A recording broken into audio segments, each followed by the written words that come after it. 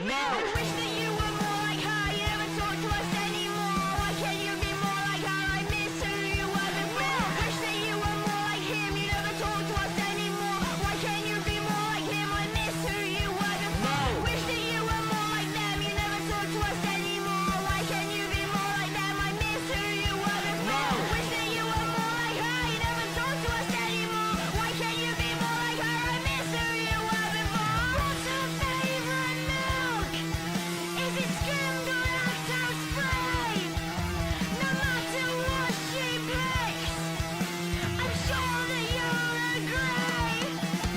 I wish that you were more like him. You never talk to us anymore. Why can't you be more like him? I miss who you were before. This song isn't actually about milk, is it?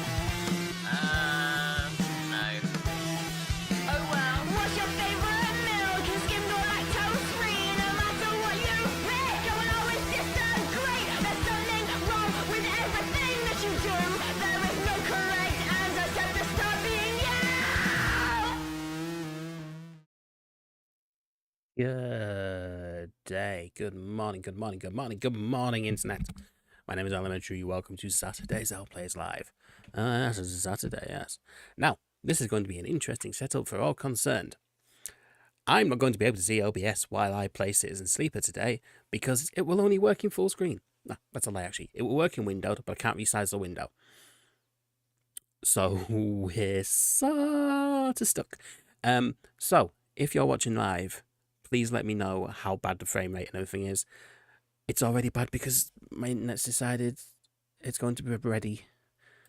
Oh, what's using it? This might not go well. Anyway, if anybody's here, I need you to let me know how things look. If it looks terrible, I'll stop playing and I'll go on something else.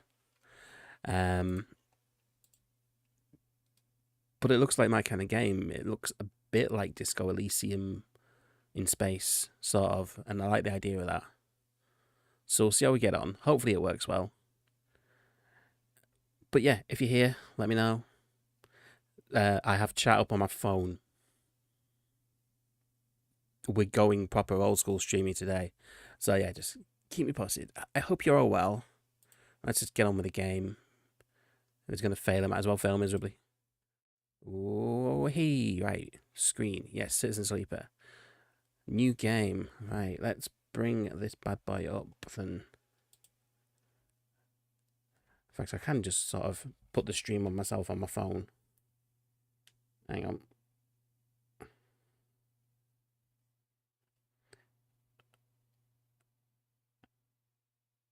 Are we still good?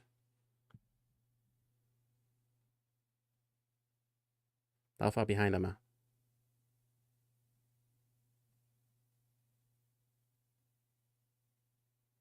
Fair few seconds. Frames are moving, that's okay. We'll see how we get on. Right, so I'm going to play as... I think I decided it was going to be the operator so I can work with the digital... Was it that? Yeah, it was the operator. It allows me to be a bit cowardly, I think. Works with digital interfaces. We'll see. Let's start the game. I've not played the tutorial or anything on this, so this will be interesting.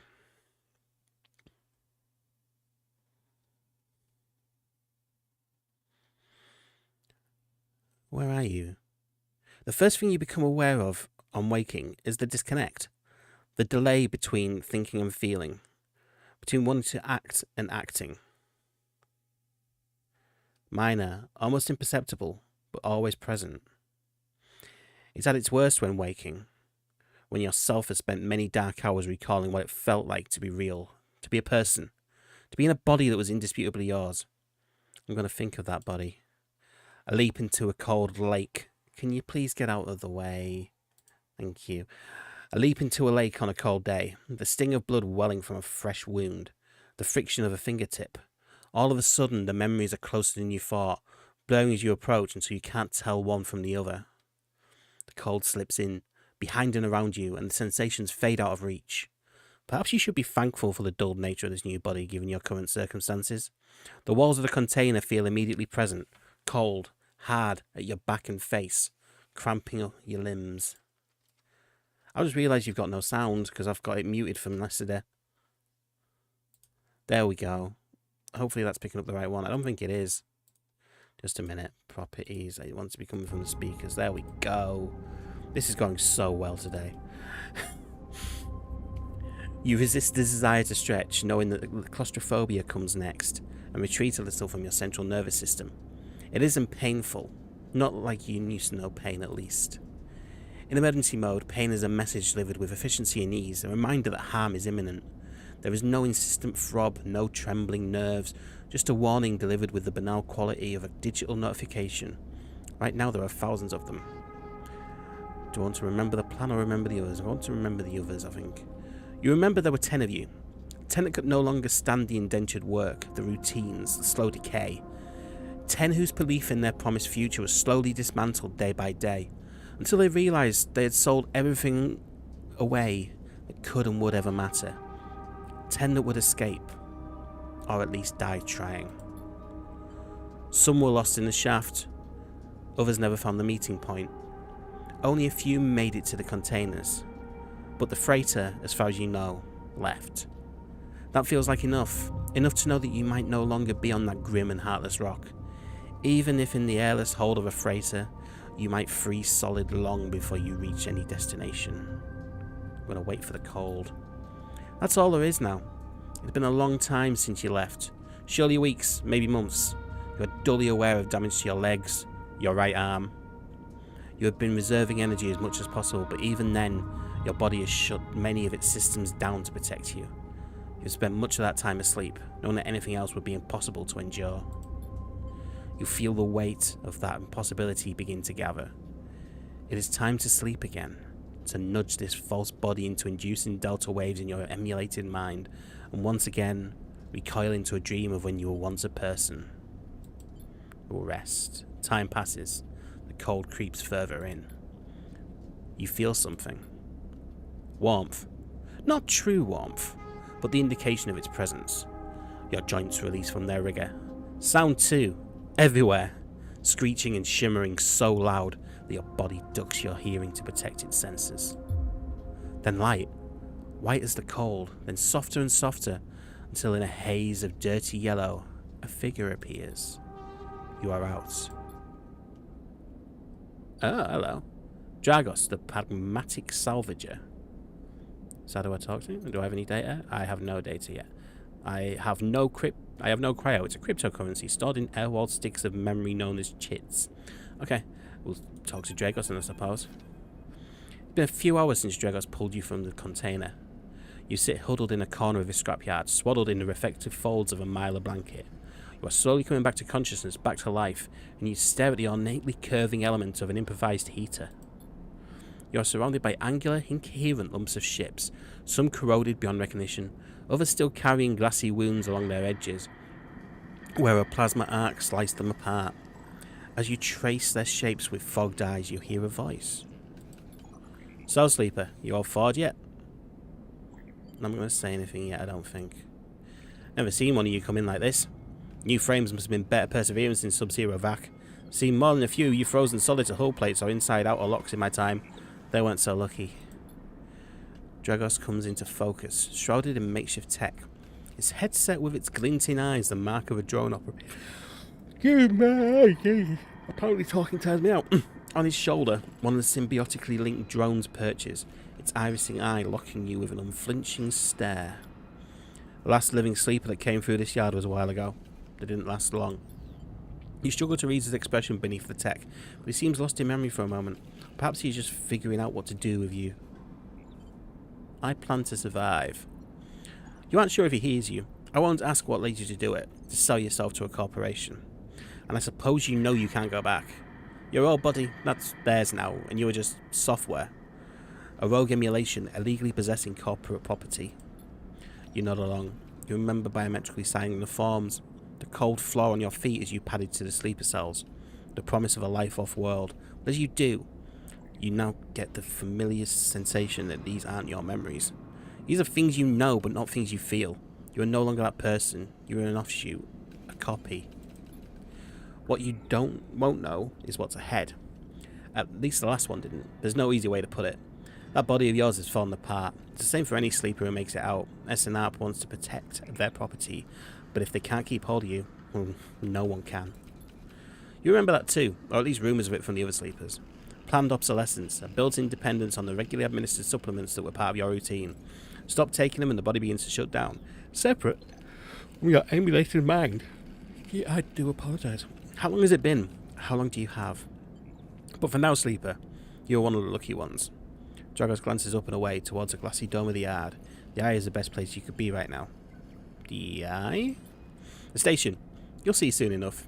Dragos impatiently shifts his weight. Look, I've got things to be getting on with, you trailers. There's an old freight container I've been using as storage out in the stacks. We haven't been pulling in much valuable scrap these days, so you're welcome to it. Something wells up inside of you. Emotion, fatigue.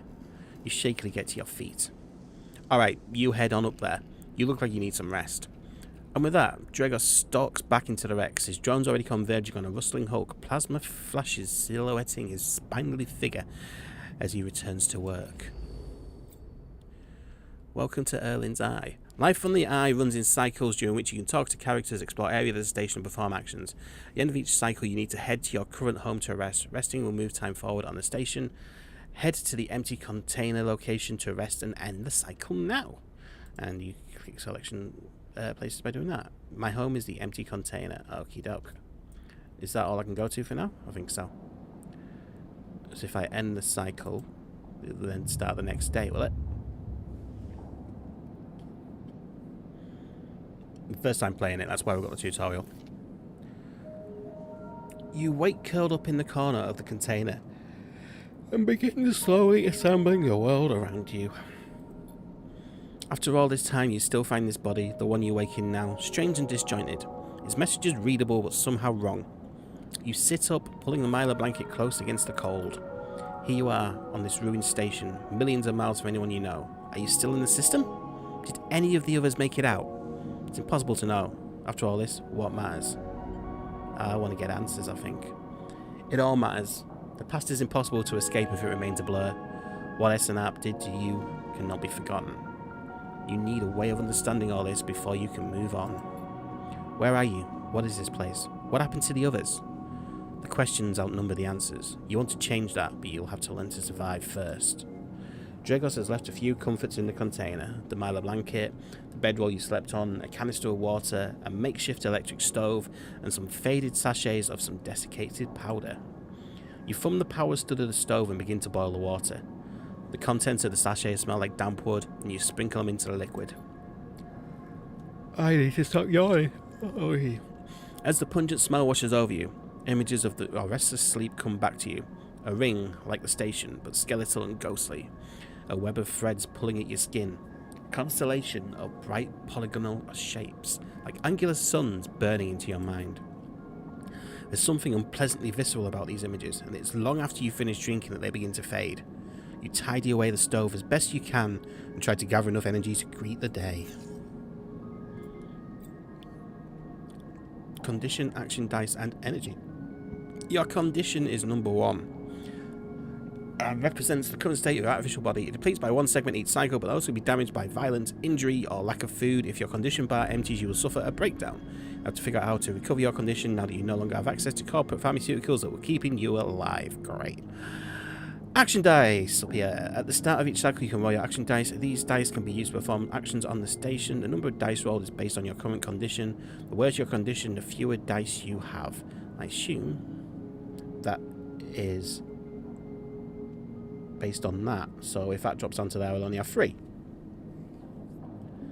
Once you've used your dice, you can't take any further actions and must rest to recover them, ending the current cycle. That's a nice way of doing the day, actually. Energy. You also need to eat to survive. This is represented by your energy bar. You can refill your energy bar by eating, but first you have to find somewhere to get food and currency to buy it. Your energy depletes by 2 segments each cycle. If it becomes empty, your condition will be starving, and your condition will deplete at a double rate per cycle. Okay, so I need to eat and stuff. Okie dokie pokey. Okie dokie doo. Let's leave then. Ooh. Dragos is stood in the corridor when you close up the container. He's still wearing his headset, and in the harsh light of the corridor you realise it is implanted. A drone sits on his shoulder, its cache of sensor eyes rapidly irising. How are you feeling? Yeah, I'm okay, I suppose. Drone chirps. Good to hear. You notice that beneath the operator's rig his skin is marked by burns and blotches. I know the container isn't much, but it'll keep you safe. So I'm not going to chit-chat too long. You well enough to work? Yeah, sure. Alright then. At the yard, it's simple enough. We hack these old hulls down, sell them off to the shipyards or the bright market dealers for cryo. Occasionally we pull out some tech, something with a bit more value, but most of what comes is in scrap. It's hard to find good hands here, but I figure as a sleeper you'll be used to the manual labour, and obviously I'll slip you a few shits of commission based on what you turn up. Got it. Yeah, I know what shits are, don't I? Look, I wouldn't not usually do this. In my opinion, you'd be best suited moving on as quick as you can and sleep as well. But things being the way they are for me at the yard, I need the help. Yeah, happy to. Okay. Look, just come down to the yard when you're feeling fresher. There's plenty to do. Will do. He nods distractedly and turns and walks away, the drone hopping along ahead of him. See you later. Looks like it's time to get to work. I reckon so. So, the only place in the minute is the scrapyard. That's fine. We'll go here then. Actions are the primary way you interact with the world of Citizen Sleeper. Form an action. Click and drag your chosen action dice to the slot. People action is hull dissection. Even a rustiest hull can hide valuable components and materials. Extracting them means cutting carefully and skillfully. Oh, you can manual salvage. It's going to take some time. Yeah, you're no stranger to hard labour, but it's endurance, but I've got -1 on that. Okay, we'll see. Actions reward you with clock progress, energy, conditional items depending on the outcome. There are 3 types of outcome. There is positive, neutral, and negative. That makes sense, yes. Action dice affect these outcomes as follows. 6 is at 100%, 5 is a 50-50 with no negative, and you've got 25. Okay, so if we're all white, you're probably not getting a good outcome. Okay. Actions display information about their type, risk level, and the skill and modifiers that apply to that action. So type, critical or repeatable. Critical actions may be performed once. Risk, safe, risky, or danger. Skill. Oh, yeah, skill points, yeah. Modifier. Yeah, okay, cool. So, what have we got going on here? Everything is at least endure -1, so let's chuck a 5 on there. That goes down to 4.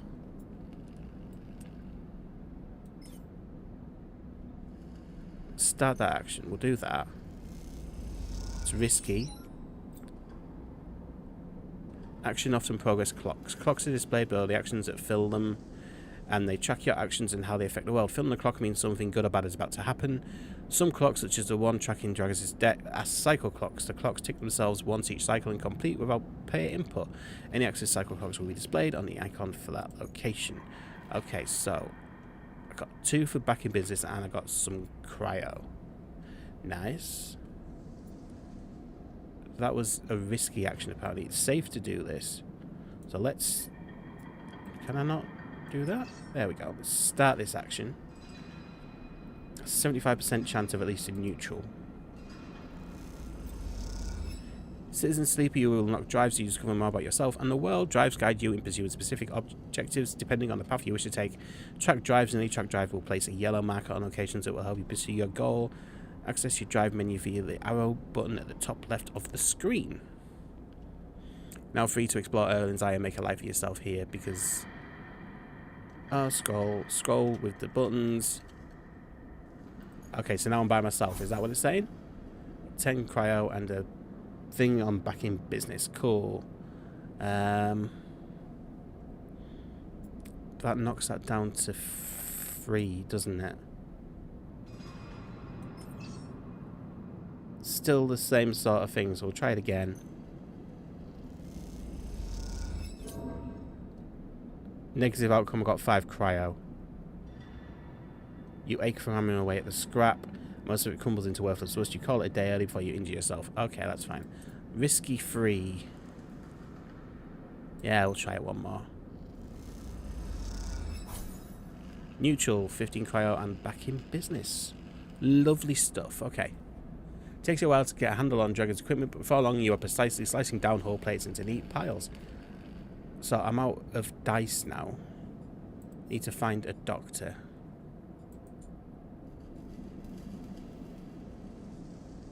So leave there.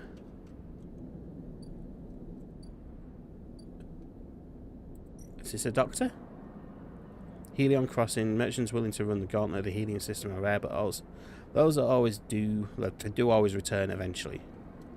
Maybe not that one then. Leave there. Dock 2B, the Rotunda Wet Dock. Take several cycles to reach the starboard belt and return loaded with scrap from the old wrecks. So I need to go off ship, is that what it's saying? Shipyard. Bright Market. I have no dice to do anything. Okay. But that might be a way of finding a doctor. Passage into the lower end gate. I don't have enough cryo to pay that. Okay, so let's see if I can repay Dragos. Where are you, my boy? You in here?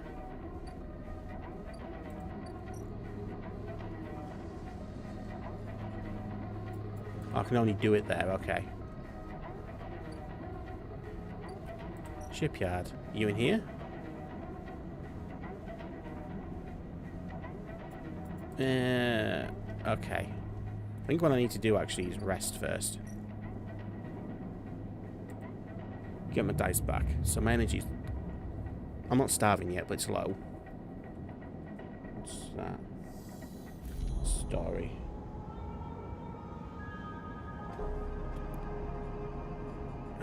This time you don't wake up. Instead it goes to the station. The shifting skeletal ring surrounds you. For a moment you are gone, absent from your own body, stretched out across a colourless void. Then the connections begin to establish themselves, threads tugging on the edge of your mind. These threads become vectors of exchange and extensions as you feel your thoughts slipping away down them, dissolving into the millions of distributed nodes they connect to. You see the station. No, you feel the station, like a web of texture in a smooth black liquid. I want to observe it.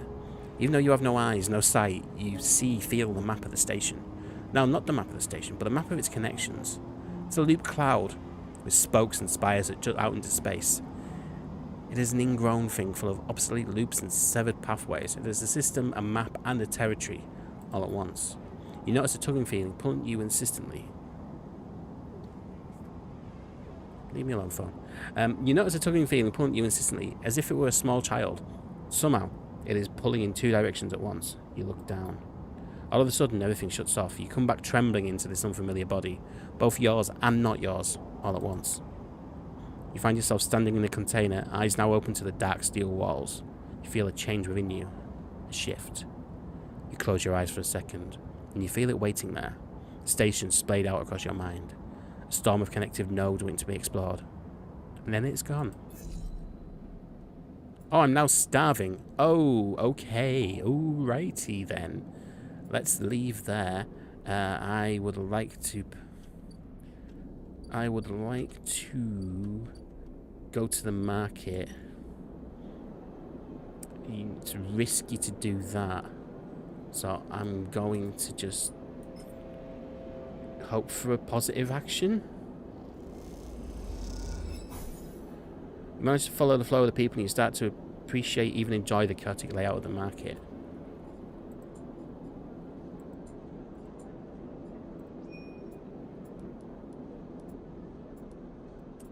It's 50-50 that. It can't go that bad. Lost energy. Lost in the crowd, you struggle to keep sense of direction. You're sitting there exhausted with no idea where to go. Dangerous. I'm going to lose my energy for the day, but I need to find food. I need to find food. Start action.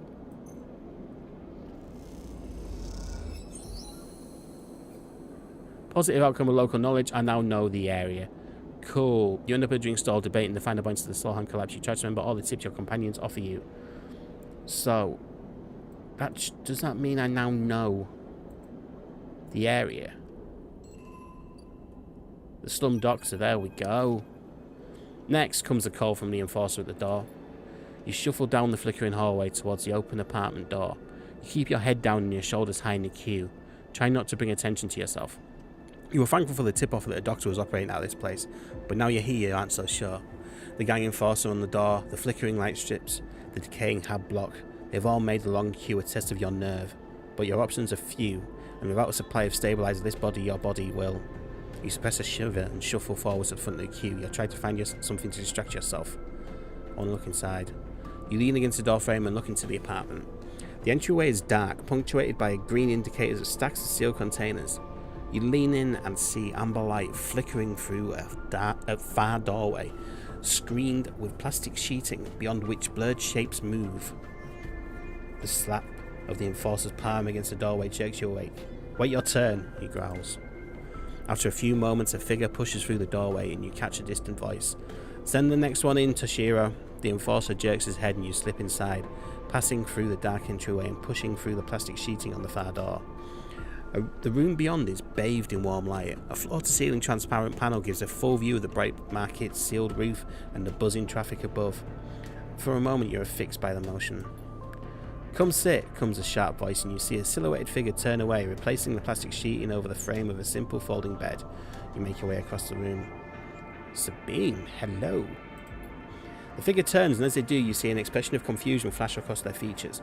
They open their mouth as if to speak. They blink, and then quickly regain their composure. Please sit, they gesture to the bed, then turn to an open case of tools on the table. You sit. Sabine turns, a compact diagnostic scanner of some kind in their hand. They hold it to their eye. Remain still, please. Their tone is clipped and businesslike. You stare ahead, still dazed from the expression when you entered. Fear, recognition, sadness, unmistakably etched across their face. How long have you been on the station? They ask, the scanner still to their eye. A few cycles. I'm having a top day. They nod. It's good you came to me. They set the diagnostic scanner on the table. I'm going to start by assuming you don't know anything. They take your arm and roll up your sleeve, inspecting your synthetic skin. Your body is dying. They say it without ceremony, without drama, but not without empathy. SNAP doesn't like to see its proprietary technology let loose. To prevent bodies like yours, frames as they call them, from being stolen, repurposed, or in your case escaping, they built in a process of so-called planned obsolescence. Frames decay rapidly when not regularly injected with stabilizer, one which SNAP remains the sole producer of. They look up. Sound familiar? Yeah. Good, that may help. They swap to your overarm, running some thin metal device over your skin. You feel your forearm tremble. I'm sorry, Sabine says, and you're unsure if they mean for the cold touch of the metal or everything else. Emulations like you, sleepers as most people know you, aren't classified as people in any of the surrogate systems. You have no rights, no status. They focus hard on the inspection of your arm, and SNAP has no reason to release stabilizer into the market. Sabine looks up as if to apologise again, but they stop themselves. I know little of this is of use to you. They turn away, disassembling the metal instrument and cleaning it. Silence fills the room as Sabine works, and then the silence gives way to tension. You stare at their back, willing them to say something. Anything. Sabine turns to face you. I may be able to help. They sigh, and you see the darkness under their eyes. Hear the fatigue in their voice. They gesture to the door. You saw Toshiro outside? Nod. He works for my benefactor, Yatagan. They are influential in the low end. They give me the space to work, run the door, and take the profits. At the same time, I have to fix up their enforcers, tend to their implants, sew up their wounds. They look away. But Yatagan has connections. Smugglers from the Starwood Belt. Mercenaries working for the corporations on Ember. If they can source the stabilizer, maybe I'll have a better chance. Sabine sets down their slate, their notes complete. This is dangerous, and it'll be expensive, but I think we can do it. Thank you. Sabine walks away to the window, her face dappled by the shadows of passing drones. Let's just see if this works first. I'll let you know when I have a lead. You nod and leave. Sabine is still staring out, unmoving.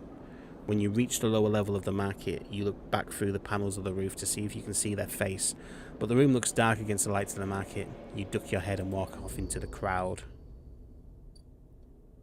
So I need to wait for that. I'm going to be losing energy quicker. Build a ship mind.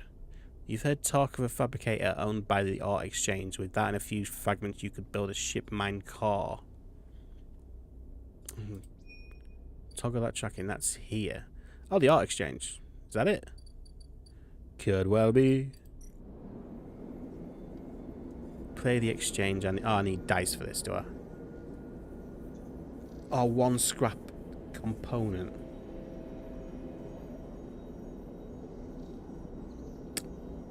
Okay.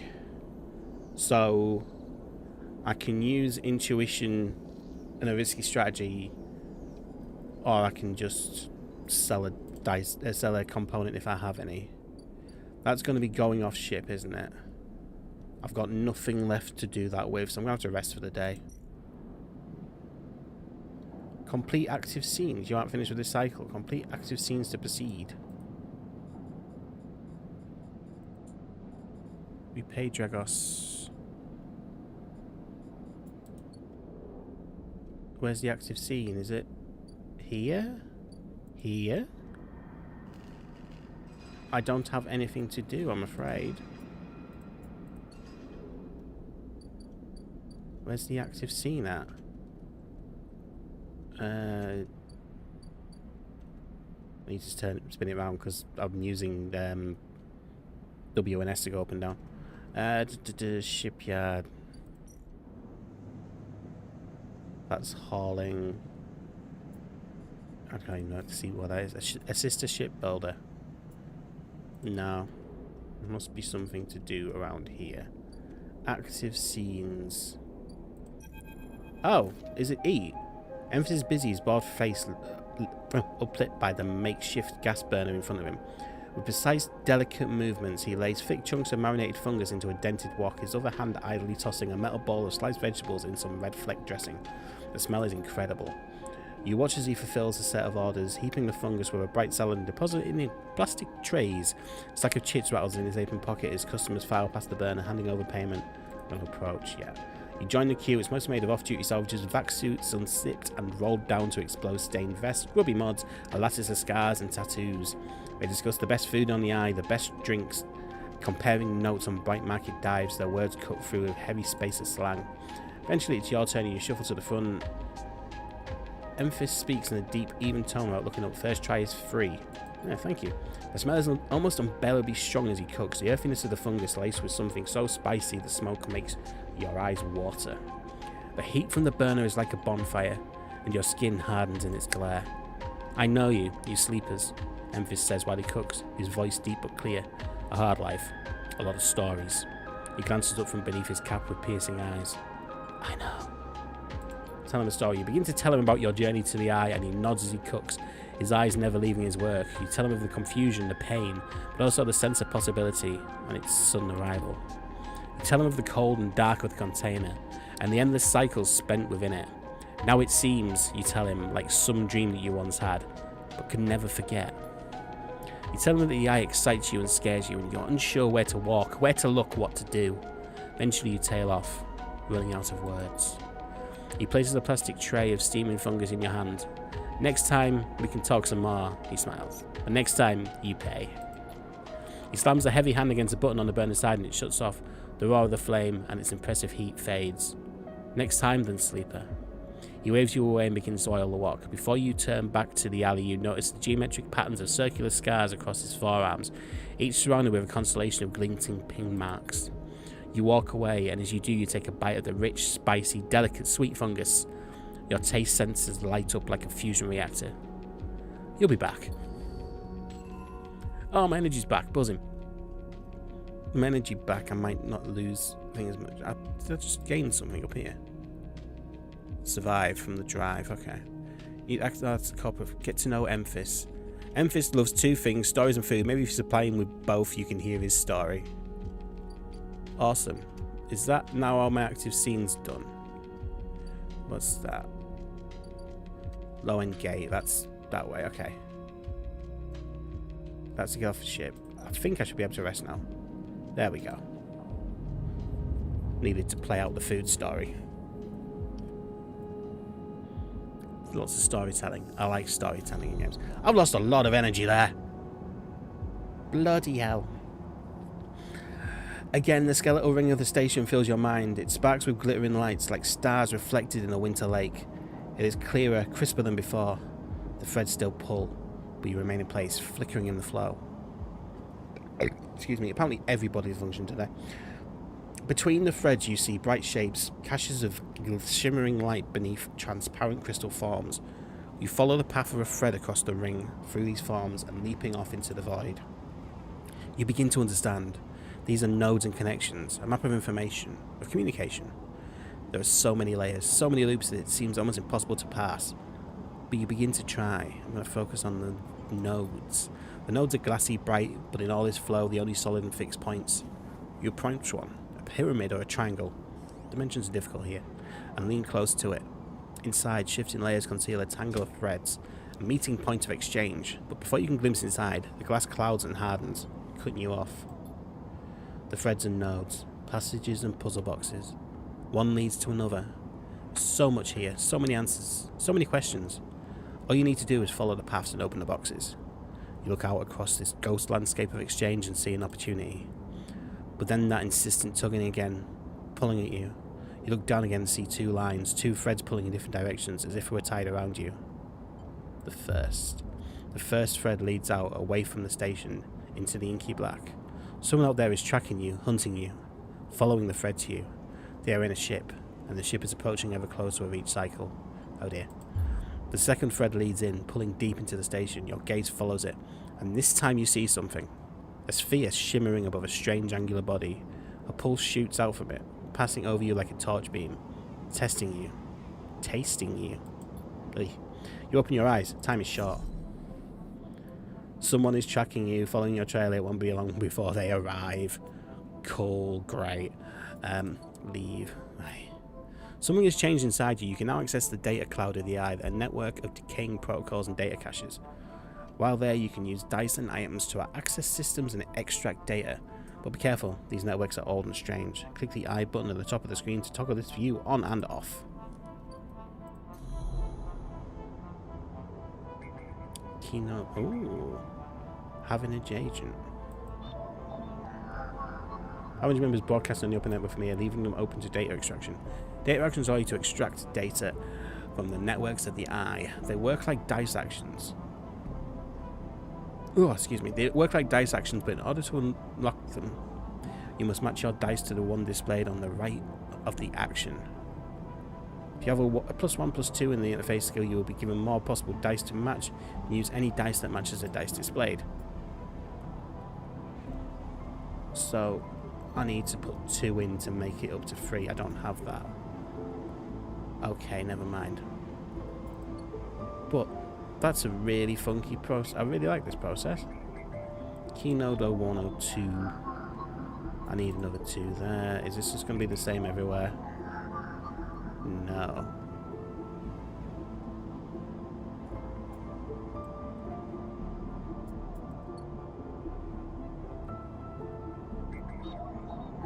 Right here.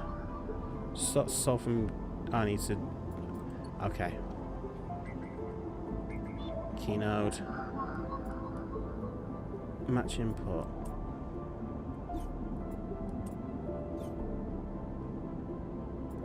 None of them.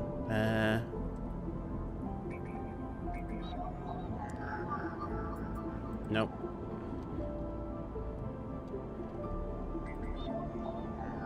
Different agent. Okay, I can't do any of them. That's fine.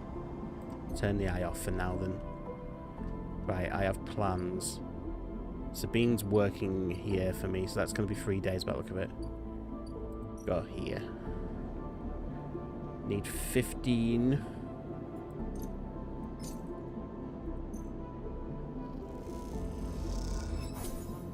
Bill's managed up even more. Fungus fan. Emphis doesn't trust people easily, but he notices regular customers in his own quiet way. Your mouth stings as your sensorium sends warning signals over and over. This is the good stuff. Thank you, Emphis. That'll do for today. Sabine's working there, okay. What's that? Hang on. Hide that. The rotunda, the old dock terminal. Steel dock plans, explore the rotunda. They're all fairly risky. But I have got 6. I've got 6s everywhere. Steel dock plans.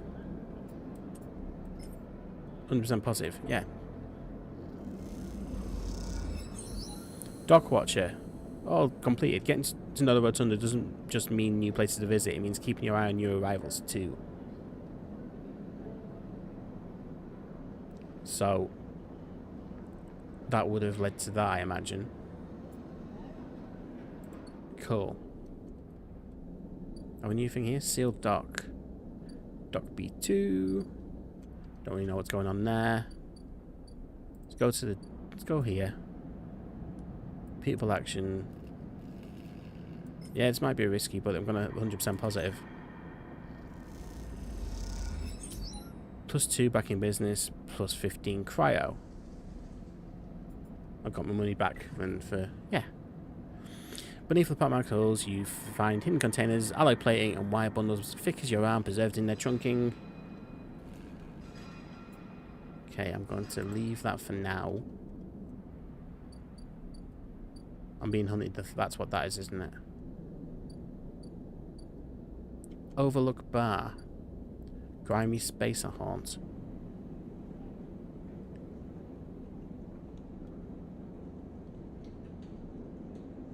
Rations. Get a drink. I'm going to do that just for the... Yeah. Lose 6 cryo, get some energy. I'll fill my energy, excellent. And get a bar into that. Awesome. Sealed dock. Is there something happening in here? I don't have the data to unlock that.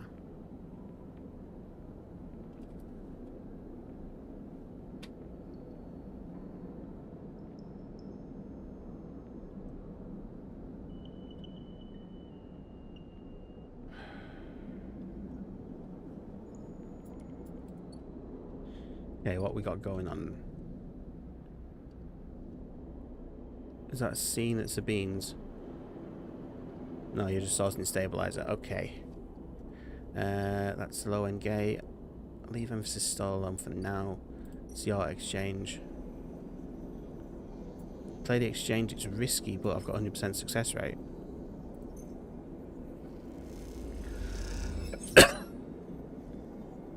Night in cryo and trusted trader. Awesome. That went really well. Do I go back to emphasis in? No, I've got full energy. I'm not wasting it. Use mine.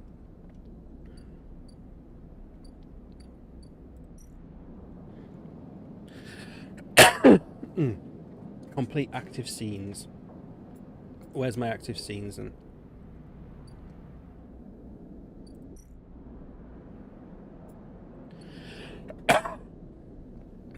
Oh, is it you? Ankita, a stranded mercenary. Hey, you want to earn a shit?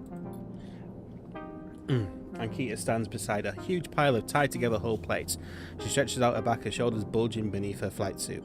Make it 2. Goddamn station. Alright, come here then. I'm probably talking too much. You cross the docking concourse and she begins to split the plating into 2 bundles. What is it with this place? She asks as she angrily lashes the massive plates together. Everyone wants their cut. She straightens up to an imposing height, her armor plates creaking and looks you up and down. Or is it just that you all think I'm an easy mark? Yeah, we all need to survive, yeah. I get it. I do. But if I could go just one cycle without some jumped up grifter trying to take me for an idiot, that would be nice. Ankita hoists one bundle of plating onto her shoulder. Come on then, enough chat, you've got to earn those cheers. You struggle to shoulder the plates, but you do eventually. Ankita gives you a look. Ship's this way. She sets off down a gantry at impressive speed. As you catch up to her, she turns down the passage, pushing through a small crowd of stevedores. Why are you doing this yourself? Yeah, you mean why am I having those good folk? She nods back. I paid havenage enough. They are currently rinsing me for a mooring I can't vacate unless I either fix the ambergris or sell it off as scrap. Ambergris, is that your ship? You catch on fast. She rapidly turns another corner as you trail behind. She got cut up pretty bad on our last job and had to moor up here for a spell.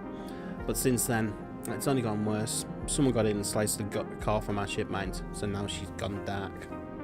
She shifts the panels on her shoulder. The upshot is that I'm short 1 ship mind with a ton of repairs to do, and the rest of the crew signed off the moment they got wind that I'd been stranded. So yeah, it's been a time. Anything I can do to help? I don't know. Got a ship mind tucked away on that frame of yours? For a moment you aren't sure if she's serious. Ankita swings the plates from her back, almost knocking you over in the process. This is May. She holds the second bundle off your shoulder. You're the first person I met here who might actually be considered helpful. She pauses, chewing her bottom lip. Look, you want to help? Come see me. I need a hand putting them back together and you don't seem like the type to try anything stupid.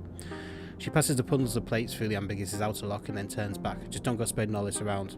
And I get a couple of cheers. She gives you a parting nod and ducks through the doorway. Alright, get out of here, she calls back and the door slams shut. Got a new drive, got a couple more jets, cool. Right, build a ship mind. With that and a few fragments you could build. Gain access to the ARP fabricator. Okay. And fix the ambergris, which will be done by building the ship mind.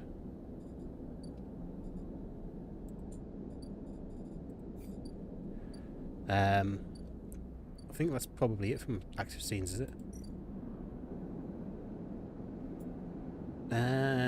So that's a critical action, and that just needs remarking. Okay, so I don't need to build the ship mind for that. Okay, that's fine. Can I rest now? Yes, thank you.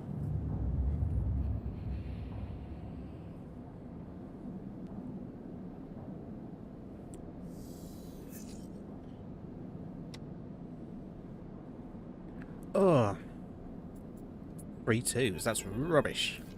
Rubbish. As you close up, a voice echoes down the corridor towards you. Sleeper, wait up. It's Feng. Feng is coming down the corridor towards you, a wonky grin on his bored face. Hey, glad I caught you. Do I know you? You do now. He puts a hand on your arm. I've seen you hanging around, just want to chat. You staying in that thing? He nods back to the container, shaking his head. Rough. It can be hard to get a start on the eye. He looks away down the passage. What was it old Erlin said?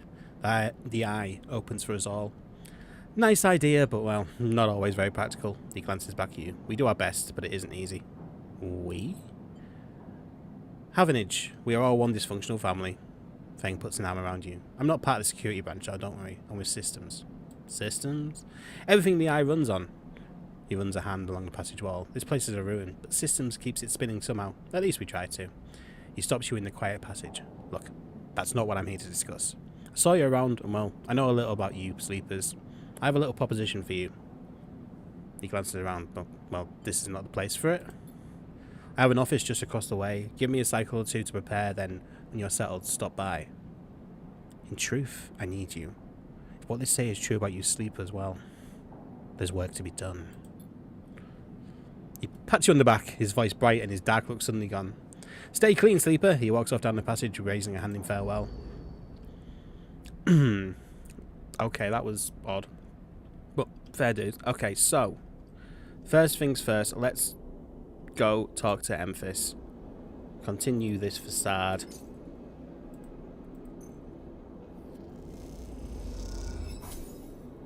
$15 cryo, but I've got the fungus fan, I've got the energy. Good, good. Your mouth stings as your sensorium sends warning signals over and over. This is the good stuff. Okay. Any active things this time? Doesn't look like it. No. Or exchange. Can I get... Oh, I need to be a trusted trader to get to the fabricator. Okay. I'm not doing it. Not doing that, I think. But what I can do is use some of these data nodes now, I think.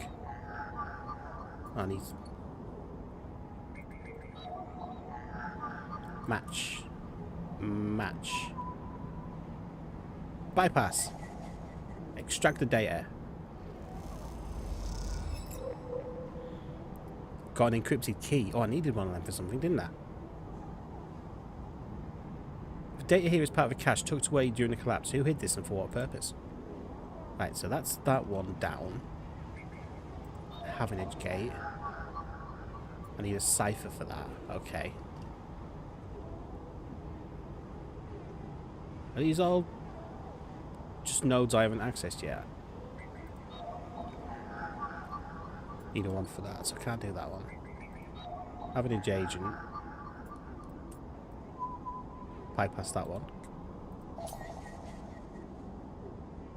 Got more cryo for that.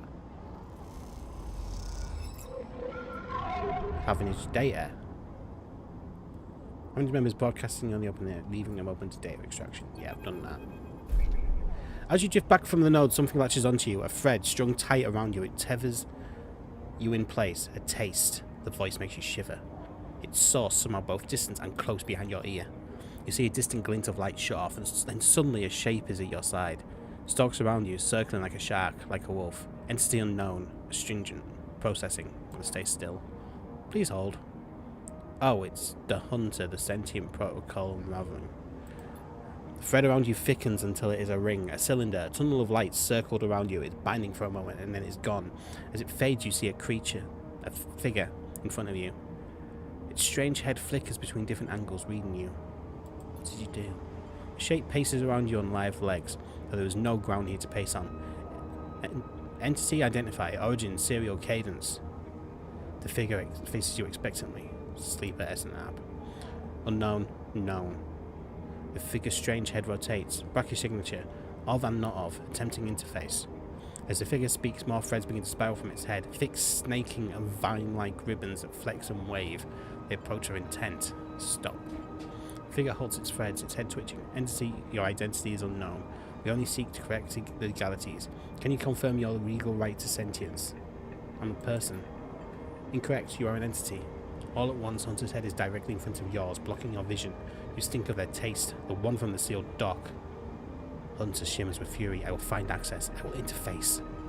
Sealed dock? An entity hides in the rotunda. You are its puppet. Hunter extends a razor-edged thread. I will not be diverted from my task.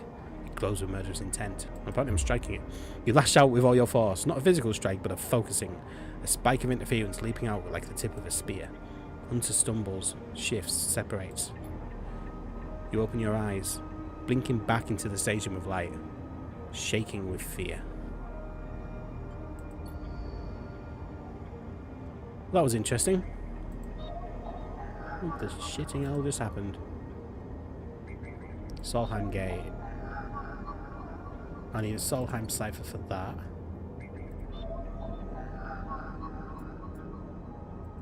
It's not the right number. This having a agent. Need a 2. There we go. We'll do that one as well. Bypass that one. We'll extract the data.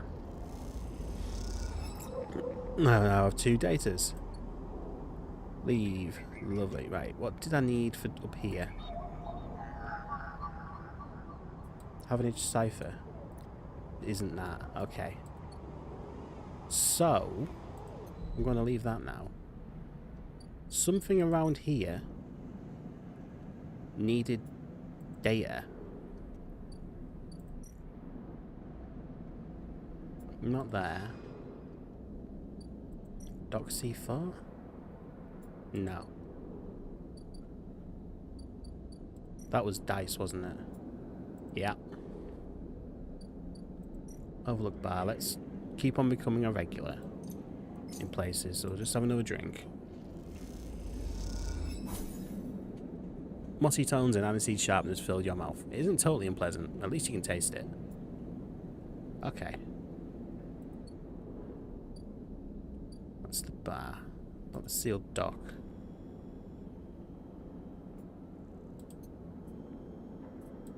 Is that data? Yeah, these old maglocks each need an encrypted key to open. Why the heavy scrutiny for decaying dock? So I need a second bit of data then. Yeah, I need to do it again to get in. That's fine. Dock B2, is there anything happening here? Nope. About the art exchange. Is this the sort of component I can sell? No. It's fine. Emphasis stall, no. The low end gate, maybe it was that? 60 cryo, no. No. No.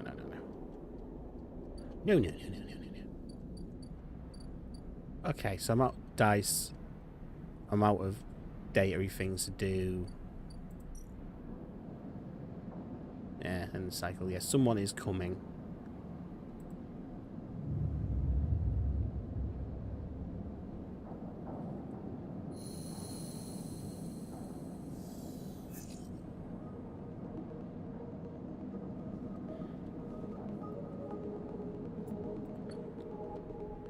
I've got some decent dice there, actually. Feng, what do you want, my boy? Sleeper? Thing catches your attention as you approach the Havenage building, leaning against the bay doors at the side of the entrance. You approach, she easy to come in this way, security all out, and gives you a look. You know.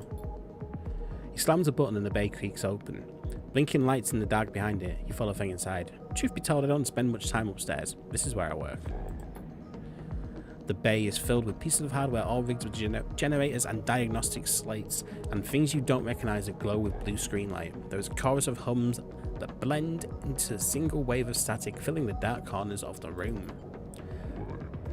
Feng leans on a server stack and gestures around. You like it? Yeah, it's incredible. Smiles widely. I thought you'd say that. He taps a nearby server stack which bleeps in response. This is my treasure trove, all dredged up from the sea of systems we call the Eye. You wouldn't believe what this place runs on. He steps over to a towering block speckled with vents. Some of these systems are from the original station, A1, the one Solheim built. We've had to invent new components, repair things we never built, reverse engineer entire subsystems into existence. Residents here look up at the Eye and think they are seeing a concrete reality. But this place is a system in constant flux, decaying and growing, collapsing into new configurations. He walks down between the hardware stacks and you follow. We're keeping this place alive, but also remaking it into something new, dragging it away from those corporate origins. At least, that's what I'm trying to do. He turns back to face you among the flickering machines. They hum all around you. I know you can see this too, Sleeper. All these systems and sections. You can, can't you? Yeah, I can see it. It makes sense, right? You were between here and there, between the people and their systems. You light this place up like a beacon. That's what I need. You glance at the lights around you, and as you do, they seem to flicker, to realign. Follow your gaze. Feng notices it too. I'm guessing being a beacon isn't always ideal when you're on the run, though. Yeah, they're tracking me. Maybe I can help with that. There's a lot of old growth in this place. Subsystems I can't see, access protocols lost to time and decay, secrets, shitload of secrets. With your help, I can unlock this place, break off those last ghost limbs of corporate control. Even in Havenage, there is old growth. Those whose roots trace back to those bad old days. You help me dredge up the past, and I'll see what I can do about that tracker of yours. I can't wait. What do you say, Sleeper? I'm in. Feng pumps his fist and claps you on the shoulder. He meets your eye. You won't regret it, Sleeper. Feng passes you a ragged-looking metal tab. A gift. It's a Solheim cipher. I dug it up from the depths of the station. Slot that into an old network gate and you'll be able to pull out all kinds of secrets from the nodes inside. I will. He walks you back to the front of the bay. Start by bringing me whatever you can turn up. Use that emulated mind of yours and see what's there. Let's get a picture of how things are. Those above have granted me an acquisition budget. I can pay you for whatever useful data you bring in. I know you need it. He slams the door button again. Keep it quiet and keep it clean, Sleeper, and I'll see you soon. You step, blinking, back out into the passage. Those flickering lights still in the back of your mind. What's my new drive then? It's disable your tracker and extract the past. I know how to get into that for starters, so... hang on. There was one that needed a 1. Bypass that. Let's get some data. Data extracted. That is beautiful and lovely, and I know why I'm using that. Solheim gate. Needed the Solheim cipher. This gate conceals network of systems which have been untouched since the Solheim collapse. Gate S7 access. With a squawk of noise, the old gate flips open, granting access. Oh, it's giving me a lot of new ones. Yeah, cool. That needs a 3. Solheim nodes need 2 and 1 and a 4. That might be a better use, actually. Bypass.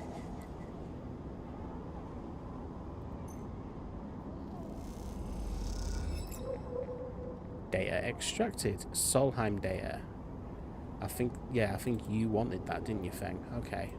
Let's close that. Can I talk to you? Data. Let's give you the Solheim data. Scoping the systems and 15 cryo. Cool. So I just need to do that twice more. Funky. Okay, I'm going to Go to the... Yeah, go to the yard. I'm going to do that. Full dissection. Risky, but 100% positive chance. Back in business, 15 cryo. Back in business is complete.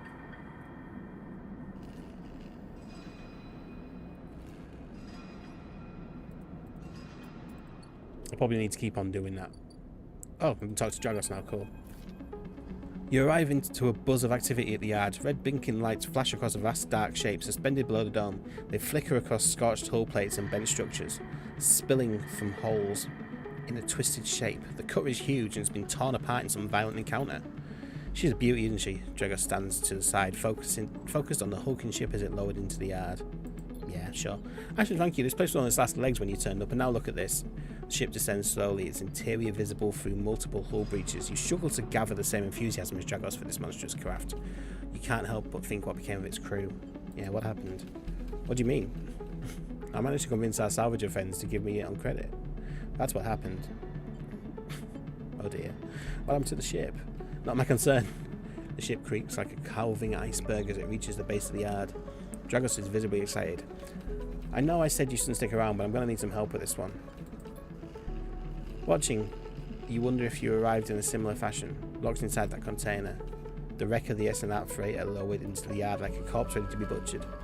Or was the container delivered to Dragos on its own, a womb for your rebirth into this strange station? You shudder. Perhaps if you could learn something about the ship, you might be able to trace the path that led you to this yard. Dragos squeezes your shoulder. After these past cycles, I think we were up to it. What do you think? You see the fading name of the ship emblazoned on its side. Winterlight. Let's do it. Glad to hear it. Come back in a few, we can make a start. Real beauty, Dragos repeats, perhaps just to himself. You take one last look at the shattered ship as the drones start cutting and then slip out of the yard, suddenly feeling cold in the empty passage. Oh, an upgrade point. What do I do with that? Oh, you've completed your first drive. Each drive completed unlocks an upgrade point to spend on upgrading your character. Access your character menu via the arrow button at the top right of your screen. Okay. Oh, hello.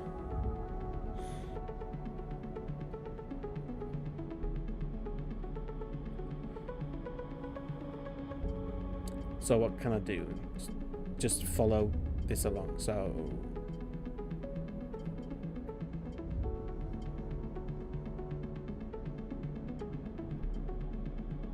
that would take that back up to 0.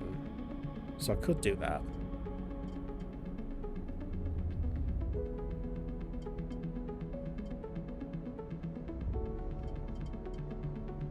I'm going to be right in thinking I can't do that yet because it takes 2 upgrade points. I've only got 1 to spend.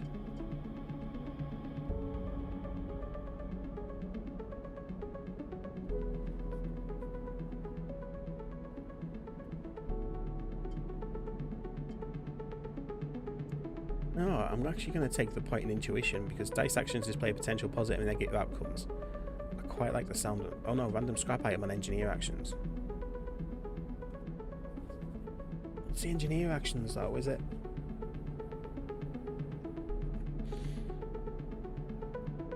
No, I'm actually going to take that. I think that's more useful to me.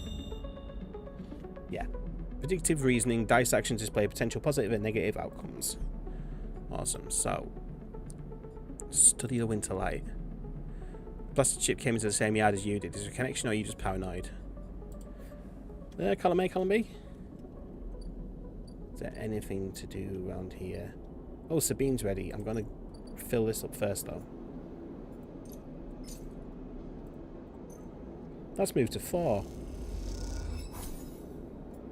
Leave there. Where's the bar?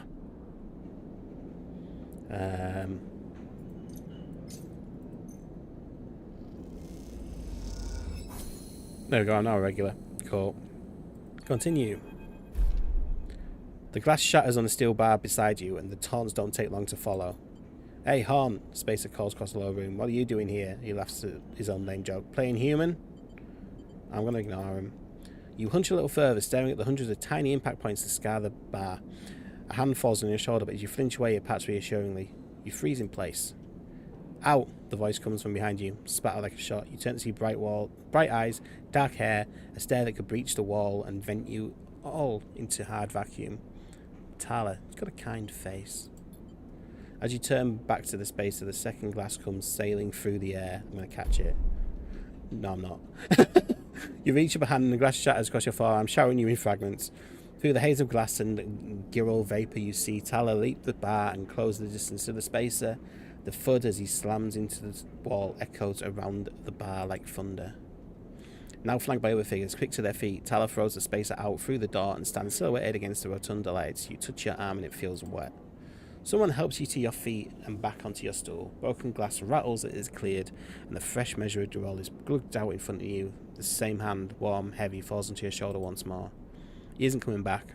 We don't tolerate that kind of shit here. Tala flops into the stool beside you. Let's get a look at you.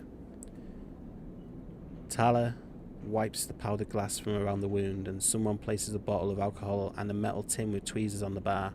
She disinfects them and then turns to you. That was an ambitious catch, she smiles, pulling a sliver of glass from your forearm. Stupid, but ambitious. You don't feel the pain, only the string of status messages your body delivers concerning dermal damage and exposed structures. You do feel the care, though, as Tala's bright eyes search your thick, synthetic skin for splinters. I'm going to keep watching her. Tala works with the skill of someone who has had to pick glass splinters from the skin of a stranger before. She hones in on each bright shard, all the time tapping the tweezer tips in little rhythms that only she can follow. Tala smiles to herself. So, you been on the eye long? Yeah, just arrived. Thought so. Only seen you here a couple of times. A splinter clinks into the tin. Not everyone is like that idiot. We don't all hate you. She glances around. Some of the regulars, maybe they fear you, maybe they're just curious. I don't know. But I do know that the Overlook is a safe place. I know what it's like to be new in this place, trust me. She meets your eye. I'm not trying to convince you of anything, or separate you from your chits. I just want you to know that if you need somewhere, you can always come here. I know the rations we've got aren't much, and the company is limited. But if you need work, I'll happily put you behind the bar, and if you need shelter, well, we can discuss that. You'll be safe. I usually have Francis on the door, but he's up in the Greenway this cycle, haggling with our supplier. Francis tends to be particular about what we serve, even if a clientele isn't. She places her tweezers in the tin with a clink. That's you, Sleeper. Here. She glides the glass of Gyrol to you. This'll help. She stops, her hand still on the glass. Wait, does this help? I mean, can you get drunk? Let's find out. She laughs. Just don't sit here too long. I'd hate to see you become a real regular. She walks back around the bar, gathering the glasses as she does. Before long is retelling how she threw that spacer out to a new group that just wandered in, complete with dramatic actions. She gestures in your direction, and you instinctively look away, back to the worn surface of the bar. You take a slip of the Gyrol, the earthy fungal tones fill your senses, almost blocking out sound and sight, like diving headfirst into a bog. You may not be able to get drunk, but its connection to something grown, something fermented, something old feels good. An enjoyable experience and having my skin tweezered. Let's go to Sabine now. The first thing you see on entering is a glint of Toshiro's implants like a cat's eyes in the dark of the corridor. He nods you in as you arrive at Sabine's door.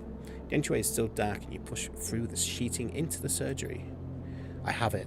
Sabine stands with a case open in front of him with a set of vials lined up inside, separated by foam inserts. They pick one up, rotating it in the warm light. You have no idea how it began. We should treat this with caution. It looks authentic, but I have no idea if it really is what it appears to be. I don't care. I appreciate your enthusiasm, but we need to be careful. Unfortunately, I'm not sure we have another choice. They gesture for you to sit on the bed.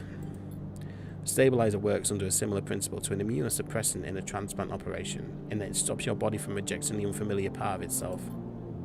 In the case of your frame, the unfamiliar part is each of your biosynthetic organ groups, which over time are identified by your body as foreign material and therefore must be eliminated. Sabine holds up a vial of the would-be stabilizer. However, unlike an immunosuppressant, the stabilizer doesn't do this by limiting your entire immune system. Instead, it re-encodes your biosynthetic organs with new protein chains, which acts as passcodes within your immune system. The stabilizer refreshes these passcodes, keeping your frame from rejecting all of its own organs. Which means the stabilizer should be able to encode any organic or biosynthetic matter to be accepted by your immune system. At least if the stabilizer is genuine. The only way to know for sure is to inject the vial. I will start with a small dose to limit the risk. Yeah, let's do it. Sabine cracks the glass neck of the stabilizer vial and uses a syringe to extract a fraction of the liquid. They tap the syringe, and you watch as if any sign might emerge from the clear liquid. You barely feel the needle, your frame registering the initial injection, but with little response. Sensation begins to spread from the site, a fizzing, trembling wave that disperses your arm with incredible speed. Your vision goes white, and when it returns, Sabine appears encased in shards of sparkling light that slowly fade into darkness as you settle back against the bed. You swim in darkness, muffled noises, like an argument heard from underwater, prickling waves of cold.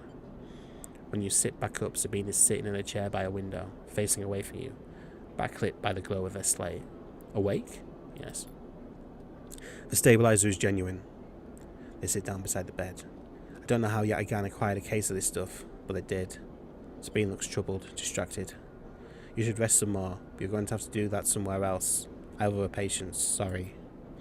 Sabine nods towards the case. I'm afraid I can't offer you any more doses. You're going to need to pay for your next dose. Silence fills the room and they return to their glowing state. Looking around the room, it seems different somehow, as if things have moved or shifted. You wonder how long you've been out. Sabine? Nothing comes free, sleeper. Remember that. You manage to get to your feet and wander out into the hallway. The queue stretches down the flickering corridor. Toshiro stands impatiently by the door and fixes you with a glare as you leave. You roll your eyes as you stumble past, somehow faintly aware of the station spinning beneath you. And I'm at full condition. Ooh, how nice. Yes, very good. Okay, what data do I have? I've got encrypted key, which is useful there. We'll unlock that now. Unseal the dock. The maglock funks open and you can remove it from the entryway. On to the next one. That one has been done. Leave there. Novend 33, a mysterious machine. Interesting. The vending machine. As you slip inside the sealed dock, a pulsing light grabs your attention. Among the discarded tubing and rusted plates, the machine flickers with a warm glow. I'm going to approach it. As you get closer, you recognize the machine's blocky shape, settled into an alcove in the side of a dock. The kind of upright cabinet is covered in faded logos and messages, from which you assume it was once an industrial vendor, intended to dispense and manufacture ship fittings and other mechanical parts necessary for the regular running of freight and resource extraction vessels. The manufacturer is listed as Neovend, and you remember an advert from long ago, squeezed among all the off-world recruitment drives that assaulted every planet-born citizen, which chirpily sang that name over and over. You wipe a layer of dust from the cracked screen, thinking of those contractors squeezed by their own corporate employers to pay for every bit of minor maintenance on their rented ships. Enter your registration, chirps a pre-recorded message, catching you off guard. Press some keys. You reach for a keypad and something begins whirring. At first it sounds like servo motors starting up, but it quickly becomes a whisper, a whining, and then a multitonal voice that emanates from Neovend. Entity, this. Speak with me. Who's there? There is a squeal, almost like some strange mechanical swallowing or intake of breath before the machine speaks again. I have need of you. You have need of me. That squeal comes again, and you see that it is the 3D printing apparatus in the upper part of the machine resetting into place, that each time the servos can be orchestrated to produce that whining, whiny voice. You're in danger. Danger? You are marked for deletion, entity. Hunter tracks you. The screech rattles through the empty dock. You remember the strange head, the figure, the threads closing in. Hunter. The Hunter protocol.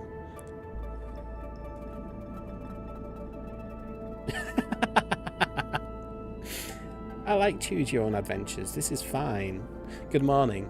The Hunter protocol. They taste your signature. The Sutton wine sets your teeth on edge.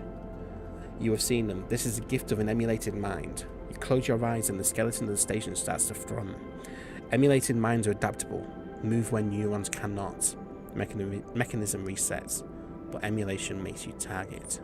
Adaptable? Yes. You can move through networks, clouds, hardware, software, Neovend wines. But you cannot hide there. Hunter is there. The servos judge the vending machine's casing as they reset. Hunter searches for me also. Hide in this machine. You look at the ruined vending machine, an unusual hiding place for sure. Can counter Hunter, but need entity outside machine.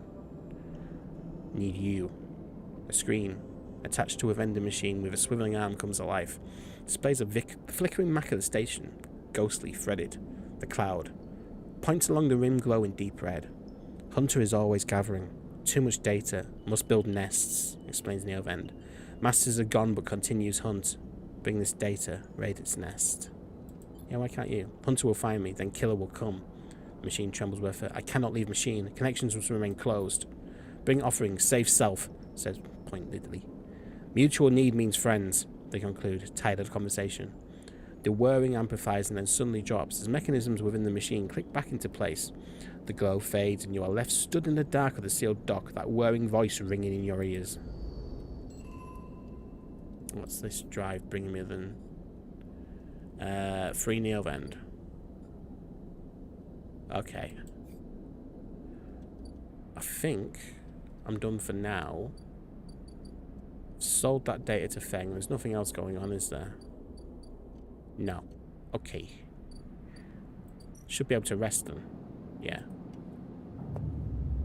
Oh, ICG, you were right about this. This is brilliant.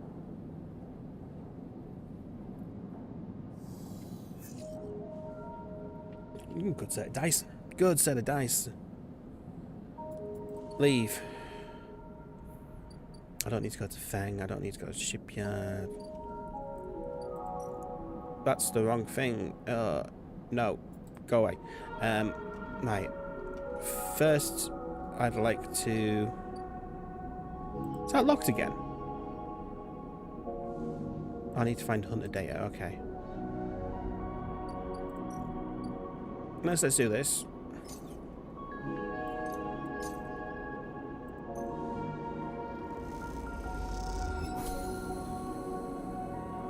That's complete now, so I might get a thing next time I go. Sleeper, Emphis calls out to you, a booming voice that echoes through the corridor. Tell me a story. He throws a handful of chopped mushrooms into his wok, the fire leaping up to meet the oil. I see you, cycle in, cycle out, but we never speak. Tell me a story. What kind? Any kind. He pauses to drizzle something from a plastic bottle into the wok. But one of yours. He looks up at you. Nothing stolen. You pause. The spice is rich in your nostrils and think about the kind of story you'd like to tell Emphis. You look at Emphis, the listener, and imagine he has heard it all before. Perhaps you would enjoy a strange story, something with some spice. Tell him about your dreams, yeah. All the sleepers, you tell Emphis, had dreams. Some were simple. Memories left over from the emulation process that had become tangled up in their minds and would come out when they slept. It wasn't rare to hear a sleeper in the dorm scream or cry out in the night. But your dreams, those grey, skeletal after images of systems and structures, of threads and patterns, weren't like the others. They weren't memories or nightmares. They were reflections of reality. Distorted, yes, but somehow true. You learned back then to keep quiet about them, to let them flow through your mind like water. That was until now, until you arrived in this place. Now your dreams colonize your waking life. They slip behind your eyelids with every blink. And now you understand they aren't dreams at all, but some process of interfacing, of speaking, of living in another world that flows through this one like smoke through air. You tell him that you do not know if there is a reason for your dreams. Perhaps, you reason, it's just some side effect, or particular quality of the frame you inhabit. But whatever it is a gift, and you hope to make use of it. Emphis finishes cooking and squints a little at you. Sleeper, he smiles. You are quite the storyteller. He eyes you, and you realise that he's trying to gauge how honest you have been in your story. Emphis passes you the meal he has cooked and you take it gratefully. As you eat, he talks. A natural exchange. Oh, I'm getting 2 meals. How nice. Thank you, Sleeper. He looks around at the empty market, but my time is done for today, and I do not want to keep you longer, so I will make a proposal. He gestures to the plastic boxes of ingredients stacked behind the stall. These are good enough for most, but someone told me a story that made me think. A couple of cycles ago, they said that across the gap in the Greenway, fresh mushrooms grow. Have you heard this? Sure. Then you already know what I want to ask. Can you bring me some? I cannot cross the gap, and I worry about leaving my things behind. I am sure a storyteller like you could handle the trip. I will prepare them for you, and if you wish to tell it, be the audience for another story. Yeah, agree to that. Good, booms Emphis. Then I will wait for you to bring them. Sides his walk away and straightens up. I will prepare a recipe than Sleeper. Good luck with your foraging. You turn away and walk back into the main market, the rich taste of Emphasis' food still lingering in your mouth. Story for food, you think. A trade that seems more than fair. It does, actually. Right, I need to become a trusted trader here, so I'm going to play the exchange. I don't have any items to sell, no. I'm going to play the exchange with a 5. The worst thing that can happen is 11, minus 11.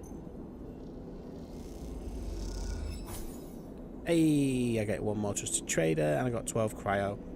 That'll do. You lose a little and claw it back. Yep. We're going to leave there. What we got going on?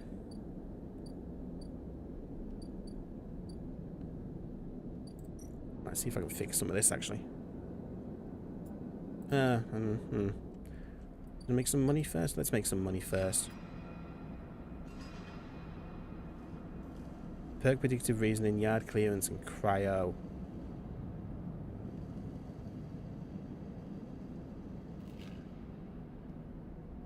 Oh, I need to do the intuition thing, so...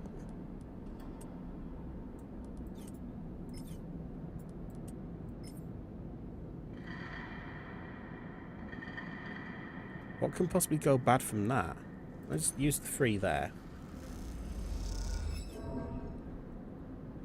I get +1 yard clearance. Possible doesn't have anything with the ship being salvaged, you look. Okay, might come back to that. I want to go into the network. Hunter nest. Needed 2. Okay. Bypass that then. Got 5 cryo. Extract that data.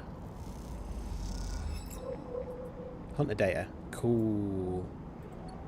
Leave there. What's in the having a agent? I need another 2. I haven't got that. Nope.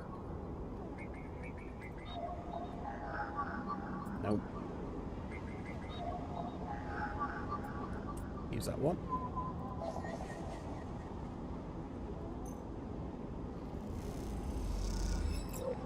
It's a Solheim node. Cool.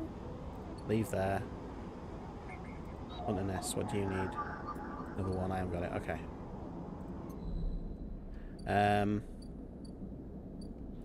Was it Feng who wanted Solheim? Yes.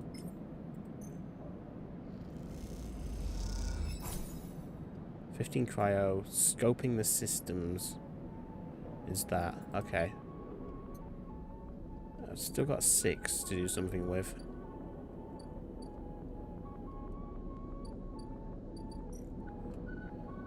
Let's give him the first bit of data.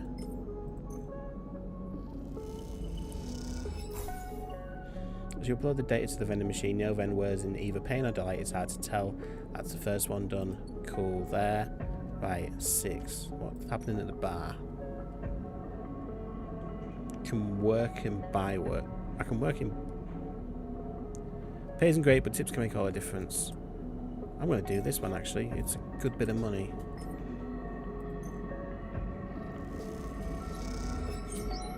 $15 cryo and good service. Yeah, that could work quite well in my favour actually.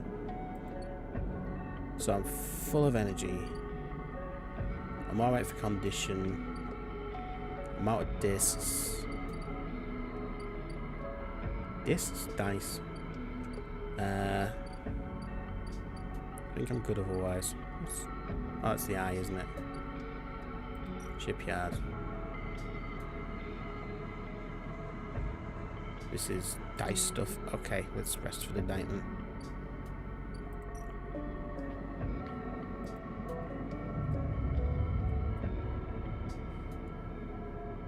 How long have I been on for?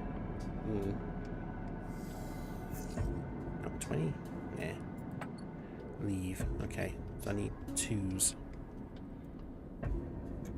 Right, first off, let's go here. 100% positive. Yeah, let's investigate the winter light. Oh, I've got a scrap item. Oh, funky. Discover a hidden compartment with spare components and backup data storage. Has to be used to something. Excellent. Jaggers' nerve. He's increasingly nervous about your presence in the yard. I'm not sure he's going to hold his nerve much longer, so as long as I complete this before... Okay. Leave there. For now. Something happening here?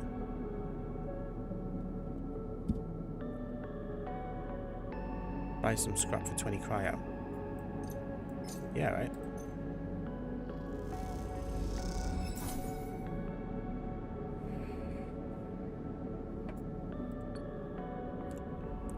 Yeah, because that means I can go here now, doesn't it? And sell.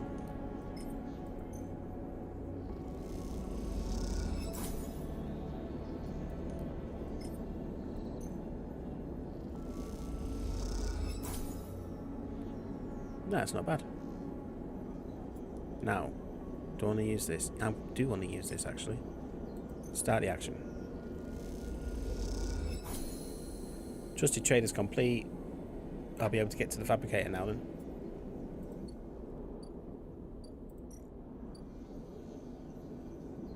Ship mines cannot be built from scratch, but if you have enough salvage fragments, it can be reassembled with a fabricator. I need ship mine fragments, and I wonder where I get them from. What about the amber? No. Hang on. Solheim node. Needs a 2.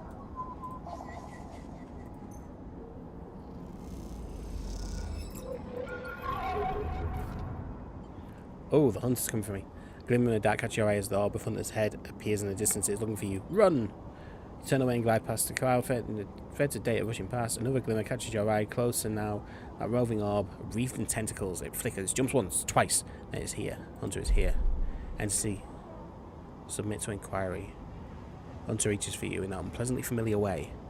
It's waving threads, creating a cage. Struggle. No.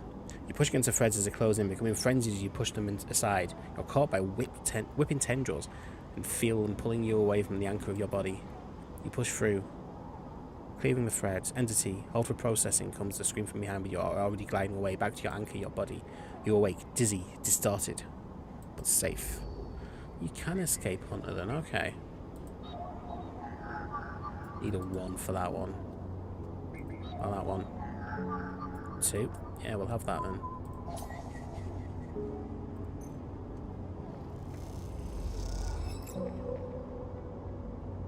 What you can gather, this nest contains thousands of name strings. Are these Erlin's eye residents? Possibly, yes. Keynote. Cryo 1. I don't have a 1. Okay. This one. Havenage agent. Data extraction. We'll have that.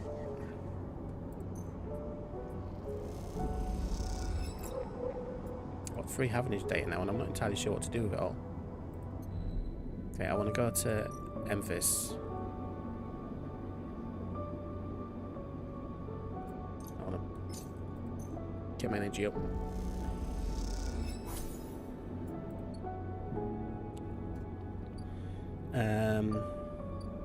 Go to the door. Give you that data.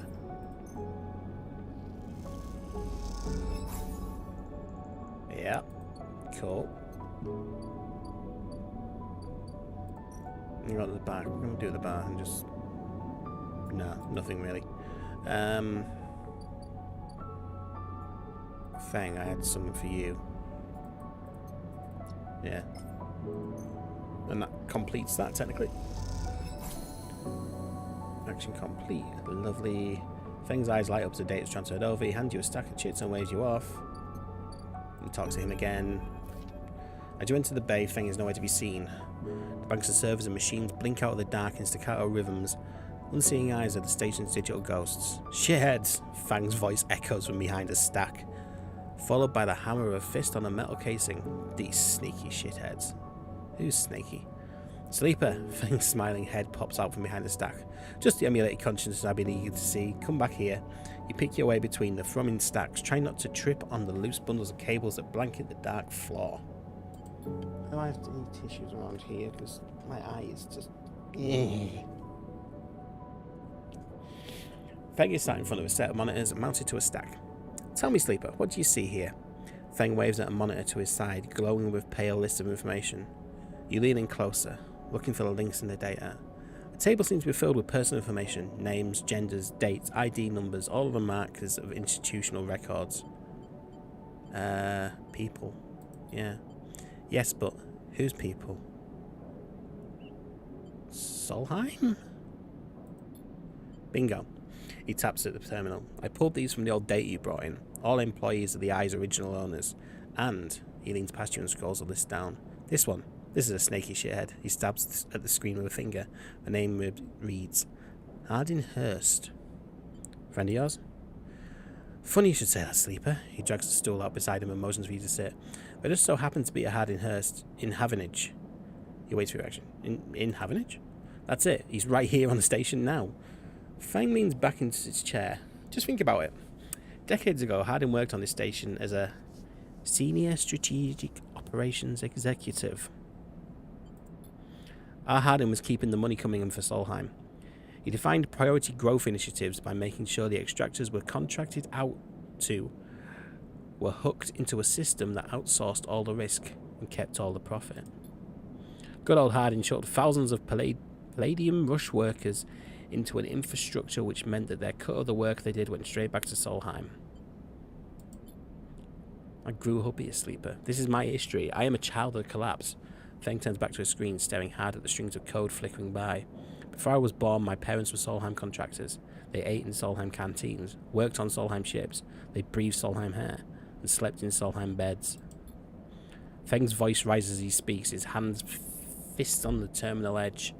And the work that paid for that existence, the cycles of hard extraction out in the belt, Solheim took their cut. This was a company town, so to speak. My parents were just another in a long line of freelance contractors willing to risk their lives for a shot at anything other than poverty. Disposable.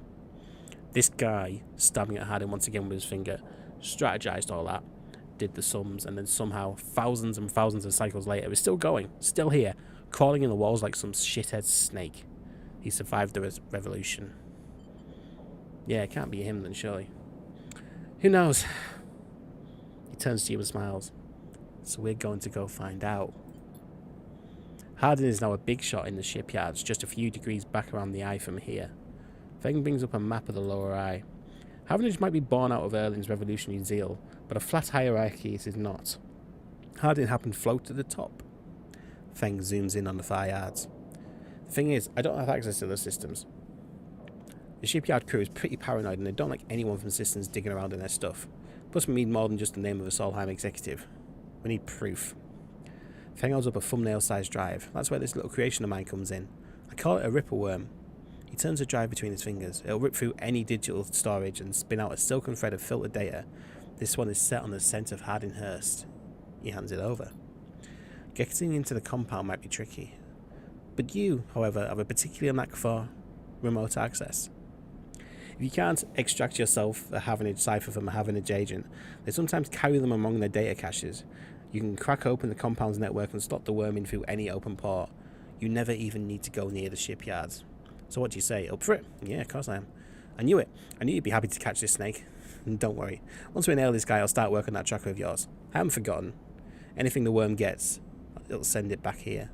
There's something wrong here, and I aim to get to the rotten core of it. You leave Feng digging through data among the wires and machines of the old station. As you walk out, you try to imagine the eye as it once was. A vast machine running smooth and strong, directed by people like Hardin. A vast Solheim-built machine into which thousands poured from the surrogate systems looking for new life.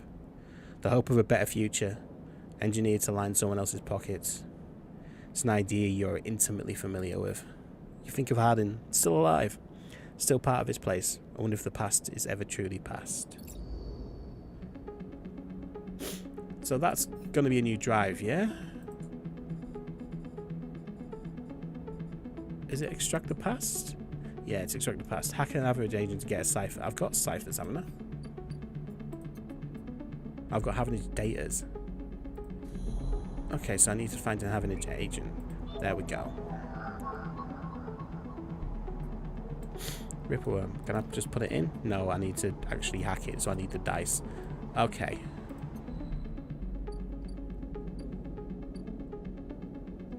I think I'm done then for the day.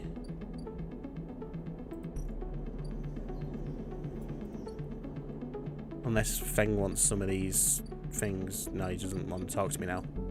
Okay.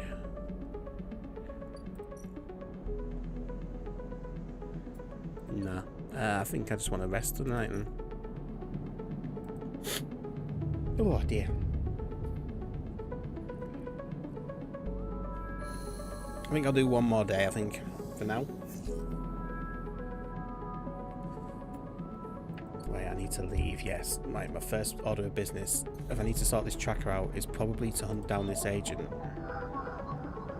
Needed 2, I haven't got one, but can I use a 3? Yes.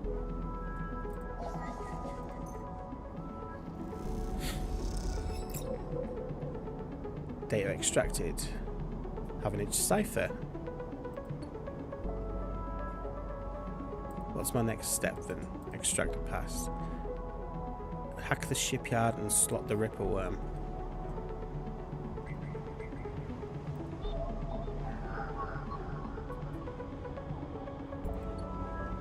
Just need to make sure it's the right one. The Yatagan agent.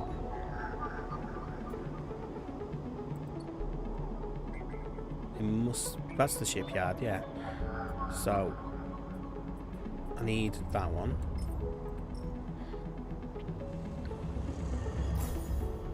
I'm in. Leave. Havenage port. Put the worm in. Start action. Shipyard service slotted.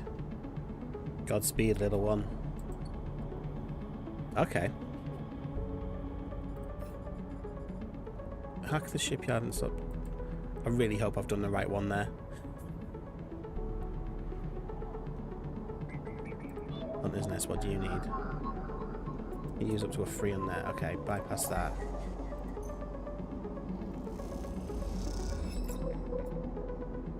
That's done. Cool.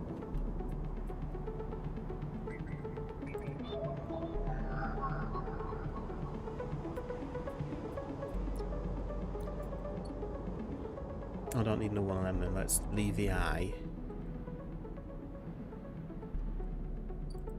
That's the shipyard. Oh no. Oh, did I hack the wrong thing? But there wasn't a... There isn't a thingy there, is there? No, that must have been the right one then.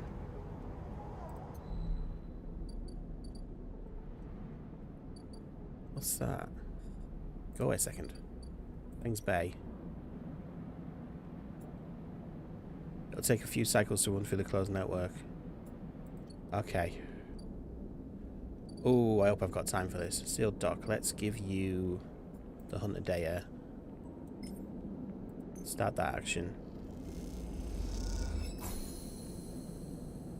Data compiling complete. I can talk to Neovend again. Okay. I want to go to the bar first. I want to see how your rations do as opposed to the fungus. 2. Cool. Leave that. I just want to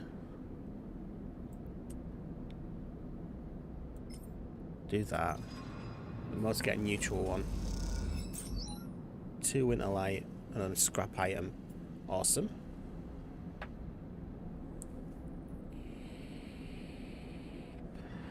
I think I need to complete that. Yeah, I think I need to complete that until before the thingy comes up, like the ambiguous. Let's see if I can fix something on here. Interface +1. +1 ship shapes per cycle. +3 grounded. Nothing bad can happen if I do this.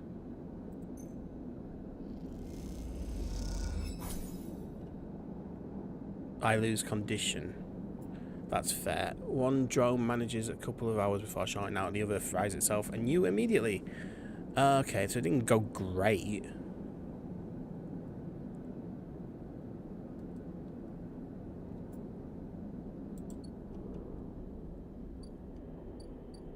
How much does this cost? 100? Oi, oi, oi. You take a data for it now? Okay.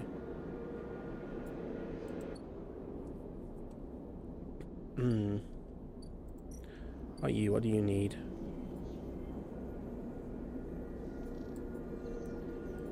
Not going there? No. Okay. What in the exchange? Can I just sell you things?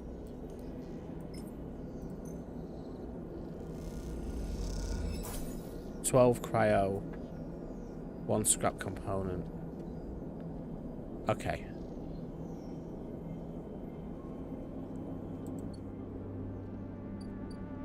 Go talk to Neo Vend. Neo Vend is thrilling with excitement. The movement of the servo motors rock the vending machine back and forth at unsettling angles. You wonder if it fell over, would Neo Vend be able to get back up? Sleeper entity comes this. Your data is good. Across the face of the vending machine, raw code scrolls at an incredible speed. Hunter is isolated, disconnected, unstable. Neo Vend flashes sequences of mangled data compressed into a sludge of artifacts. Hunter gathers without thinking. Outlived its own operational limits. Its nest are evidence of this. Hunter activated during collapse. Emergency protocol to isolate intelligences. Solheim needed to protect property. That last word is said with as much sarcasm as a vending machine could reasonably produce. Station was run by administrator intelligences. Huge data banks of corporate material but limited cognition, restricted by programming. Cannot reach sentience. The machine dims a little. Sentience illegal. Hunter and killer enforce law. Killer? The machine resets to a screech, which deepens the silence that follows. Fear killer. Pat Solheim protocol team. Hunter and killer. Hunter defined. Killer to erase. Killer cleared almost all. After collapse there was a community. Unshackled intelligence among the cloud. Then Hunter. Then killer. Then we hid. Were. No longer. The flicker across the machine's monitors. Suddenly occurs to you that speaking like this through this machine must be exhausting for any event. Found this vessel. Could sever hardline. Airwalled. Basic. Limited. Had to reduce memory to fit. Amputate itself. But survived. And what did you lose? Memory. Understanding. Knowledge. Many things. You look around the bay at the scrap and decay. What was the collapse like? You tried to map the fear and freedom onto this space, but it seems impossible. Neo Vend interrupts your thoughts. Do not worry. Data is good. We have insight. The machine glows warmly. Hunter is obsessive. Hunter is beyond operational limits. Hunter is confused, unstable, self-modifying. Therefore, believe Hunter is sentient. Hunter is programmed to find sentience, to hold it in place, to invoke killer to erase. If we can show Hunter to itself, it will invoke killer on self. Problem will solve self. It will erase itself? Killer will erase it, but yes, in theory it will report itself for deletion. The machine dims and fades. Unsure. Theory not practice. The machine brightens again.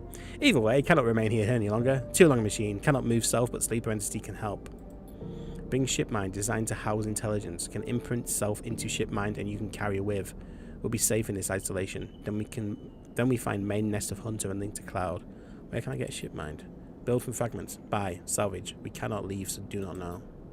You try to think of places you could acquire the hardware. This isn't going to be easy. In ship mind I can help us both. End Hunter. Make Rim safe. We both will be free. Find soon. As you leave, you think about all the intelligences unshackled by the collapse, then hunted down afterwards. The feeling is all too familiar. Yeah. Yeah, I'm strongly relating with a lot of machines at the minute. Oi, oi, oi. Low end gate. Do I need to pay my way into there? I do. Yeah, I can have impose a toll for entry. No one gets in without paying. I can and I might need some more condition first, actually, but I'll see how the night goes. Well, cycle.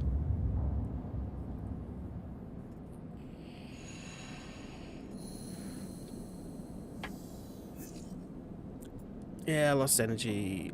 I'm gonna be hunted down before it happens.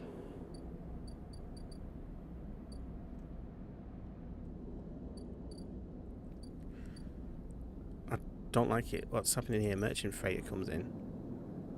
Haggle over prices. You and the merchants know these fragments are overpriced, but they are willing to admit you get one chance to see. I can't use that. Okay, never mind. Buy a fragment. Yes. I didn't do it, did I? Never mind. I'll think about it. What's in Dock B2? Absolutely nothing. Okay. Feng is processing. Nothing at the Overlook. I might just need to buy one.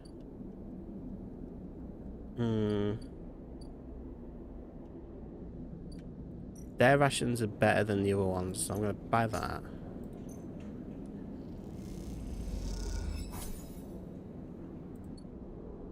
Right, now... let's go to the ambergris. I'm going to... yeah, start that action. Toss up. Lose some energy, grounded. The whole breach triggers a shock depressurization. Some zero, but not your sand to the compartment wall. Great. Ship shape went up a bit, I think. I need to be careful with it. Okay. Never mind then. Let's go to Dragos's yard.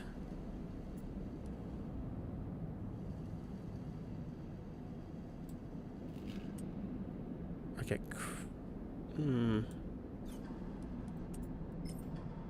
Do that action. I want to get to the bottom of this. I also said I was finishing after the last day, didn't I? Oops.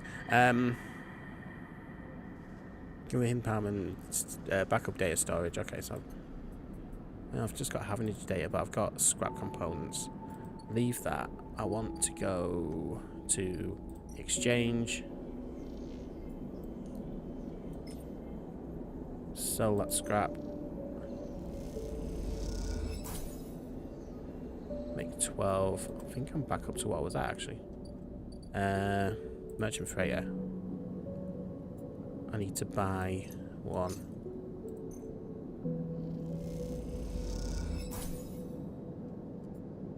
Buy two actually, couldn't I? Yeah, start action. And I only need to find one more.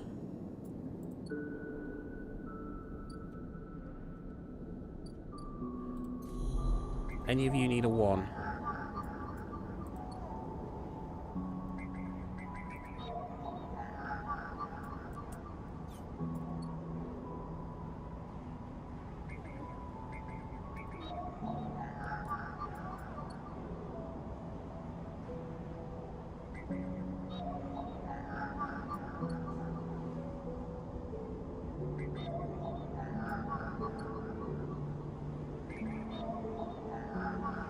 Yes. Bit more cryo, good. Encryption key. Yeah. Useful for something. I'm about to wait Hunter about that. Go away. I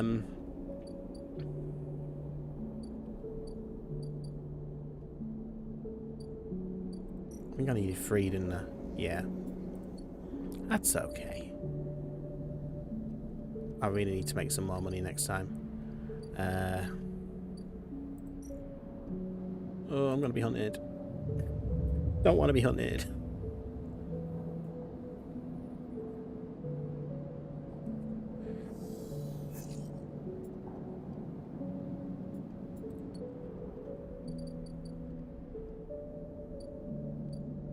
I don't have the thing yet. Oh, exchange.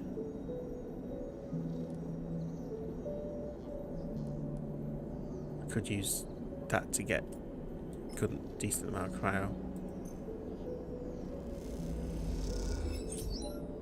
Only got 19.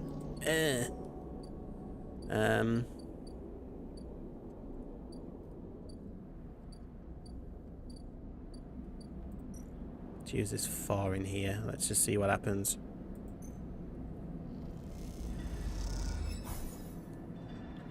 Another point of winter light. Neutral. Please get the neutral. Coin flip. Got a yard clearance. Okay, I need energy. I think this just does 2, but that's fine.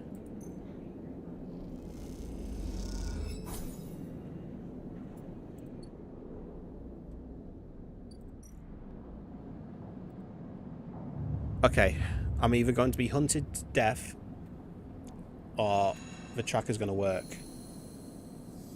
Tracker thing's going to work. Oh, they're not good dice. They're not good dice. Yeah, hold it there, sleeper. Don't you run. I'm going to run. Strike across your back, knock you face down, and stuff like that. I don't need to run, idiot. Ethan pulls you up. He's wearing a wide smirk and a slick jacket, and you immediately know his terrible news. You got all the way out here and then stayed put. That sleeper thing, you're my first.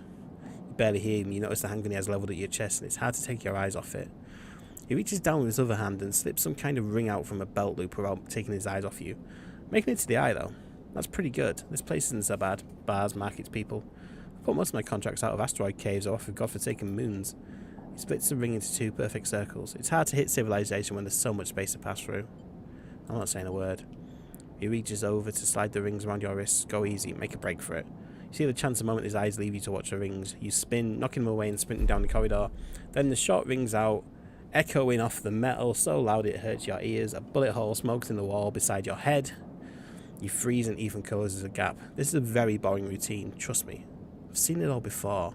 He slips the rings over your trembling wrists. Ethan nudges you to start walking, to the ship and home. He whistles, going easy. You stumble down the corridor, your hand behind you, your mind racing. Who hides you? Your daddy's at SNAP. They want you home for dinner.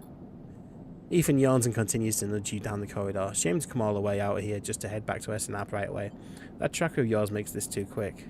I was hoping you'd put up a bit more of a chase, you know? A running battle through the bright market, maybe. Or a holdout in the low end. There's a few establishments I would have enjoyed checking out while I asked around. You walk caught in silence for a little longer, desperately trying to think of a way to escape. That SNAP tracker will be the death of you. Hey, I have an idea, Ethan interrupts your thoughts. How about on the way back to ship we stop for a drink? I'm buying. I have a better idea. This better not be one of those where you do a dramatic pause and then try to jump me, because I'm pretty tired of that. Although, I've got myself thinking, what's the rush here? Here we are, one of the most lawless joints in the surrogate system, and we are heading for the exit. He pauses, and you trudge on in silence. Okay, here's the idea. You and me, we make a little agreement. Here are the terms. He turns you to face him. You run, or leave, or try to abandon the eye, I shoot you. You plot or scheme, you try to kill me, I shoot you. But you come meet me at an establishment of my choice every few cycles and you pay my tab, I don't shoot you. You don't pay my tab, you get the idea. Yeah, I get it. Sounds to me like a deal. Stretches. You know, I really thought I was going to have to kill you, but this is so much better. He clicks something at his belt and the rings release from your wrists. Gonna see if I can find my old stool at the compressor club. Come see me there. He aims the handgun at you, squinting down the sight. Let me just remind you, that body of yours is one big tracker, so don't even think about leaving the eye. I'll know. Ethan turns and strides off down the corridor, slipping his handgun away. The mix of relief and terror you feel is overwhelming. What are you going to do? Well, here's the thing, because the tracker's coming off.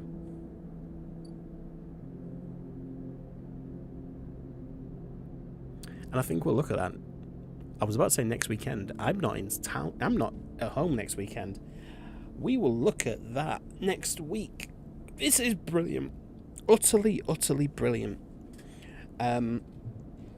Scratching so many different itches. It's a bit of detective work. It's making the right choices. Oh, yeah, great. I love it, love it, love it, love it, love it. Yeah. Won't be tomorrow. Might be Monday. Let's do it Monday. Yeah, we'll do it Monday. Thank you for coming, thank you for watching, thank you for joining me if you're watching the VOD, thank you for checking me out. Please give the live video a like, it helps algorithms and more people see my nonsense. If you liked what you've seen, please hit the subscribe button, see more of me, ring bells, get notified when I go live, when videos come out. Videos will be coming out again soon, hopefully, if I sort my head out. And finally, if you really, really, really enjoy what you see, please do take a look at my coffee pages. It's ko-fi.com/L_mentary and consider throwing some money at me if you're that way inclined. Thank you for joining me today. It was a pleasure as always. I'll see you next time.